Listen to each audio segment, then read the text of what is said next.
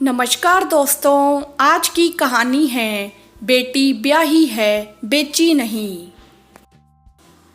आकाश, दोस्तों ने गोवा का प्रोग्राम बनाया है, तुम चल रहे हो? सूरज ने फोन पर कहा। यार, मेरी शादी को ज़्यादा टाइम नहीं हुआ है और तुमने यह तीसरा प्रोग्राम बना लिया। तुम लोग मेरा तलाक करवाकर मानोगे, आकाश ने हंसते हुए जवाब दिया। टीना दूर बैठी लैपटॉप पर अपना काम कर रही थी।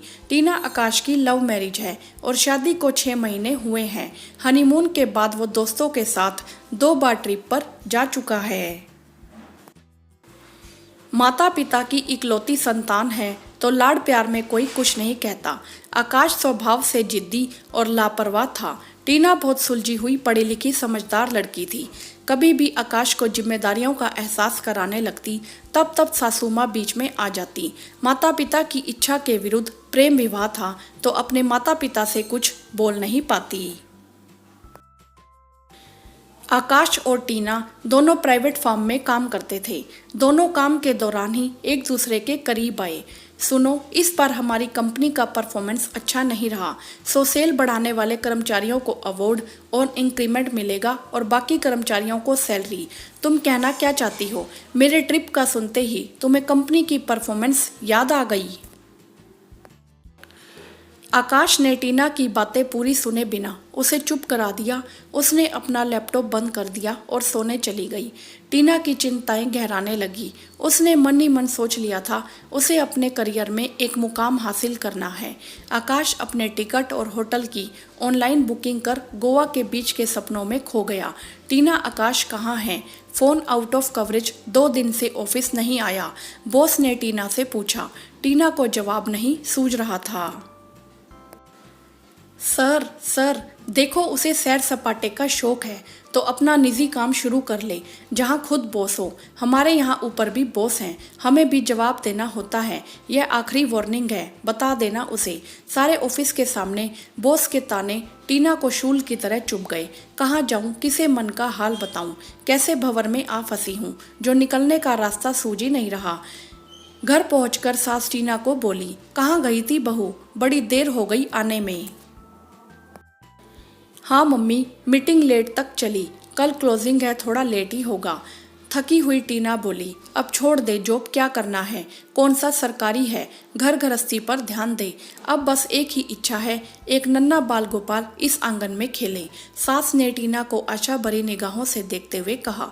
टीना अपने कमरे में आ गई, लाइट ऑन कर दरवाजा बंद किया, पर्स चोर से फेंक कर, यहाँ मम्मी को बच्चों की पड़ी है, कौन समझाए पहले, आपके बच्चों को तो बड़ा होने दीजिए। कुछ महीनों तक ऐसा ही चलता रहा। टीना अपने करियर को लेकर सीरियस थी पर अंदर ही अंदर घुलती जा रही। इस साल कंपनी को लॉस हुआ। कंपनी में एम्प्लॉयज़ की छटनी शुरू कर दी।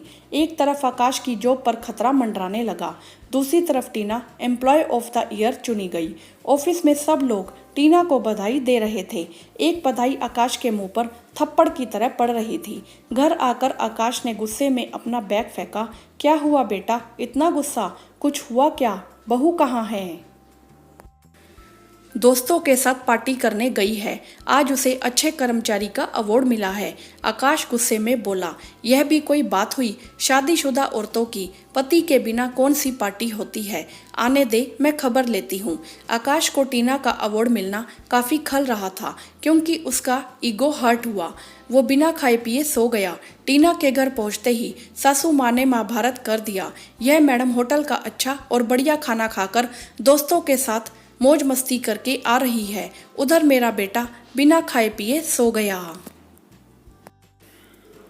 टीना ने कुछ नहीं बोला, चुपचाप फ्रेश होकर सोने चली गई। अगली सुबह टीना ऑफिस के लिए तैयार हो रही थी। आकाश चाय सुबकते हुए सोच रहा था, जॉब छोड़कर कोई अपना काम कर लूं, क्या बोलती हो? दोनों कुछ नया कर लें, मैंने अभी तो ग्रो करना शुरू किया है। ऐसे टाइम पर जॉब छोड़ना समझदारी नहीं। तुम चाहो तो शुरू कर लो, मैं पार्ट टाइम की तरह तुम्हारी मदद कर सकती हूँ, इससे ज़्यादा नहीं हो पाएगा, टीना ने जवाब दिया और उसके मन में ईर्ष्या का बीज पौधा बनने लगा।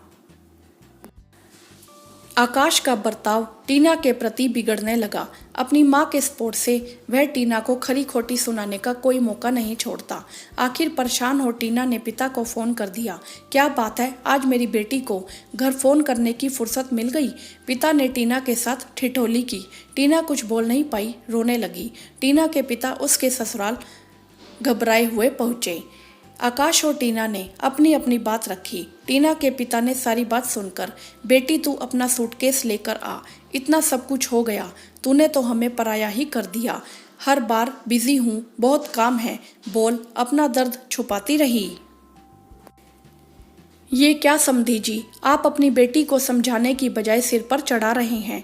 समझाना मुझे नहीं, आपको है। सर पर मैंने नहीं, आपने चढ़ाया है आकाश को।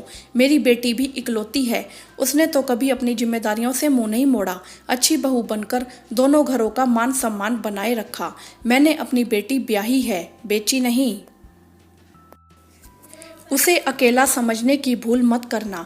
आप अपने बेटे की गलतियों पर भी उसका साथ दे रहे हो। फिर मेरी बेटी तो सही है, मैंने शादी कर उसे एक और प्यार भरे रिश्ते में बांधा था, अपने साथ उसके रिश्ते खत्म नहीं किए।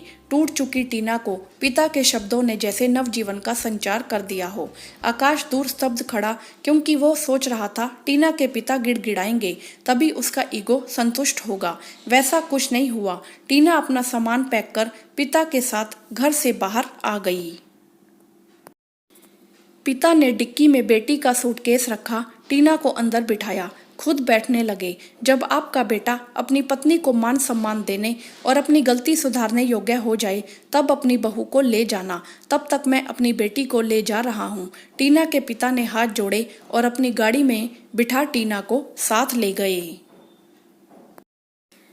हाँ तो दोस्तों, क्या टीना के पिता ने सही निर्णय लिया? आपकी इस विषय में क्या राय है? आप हमें कमेंट करके जरूर बताएं। वीडियो को लाइक करें, शेयर करें और चैनल को सब्सक्राइब भी करें। धन्यवाद।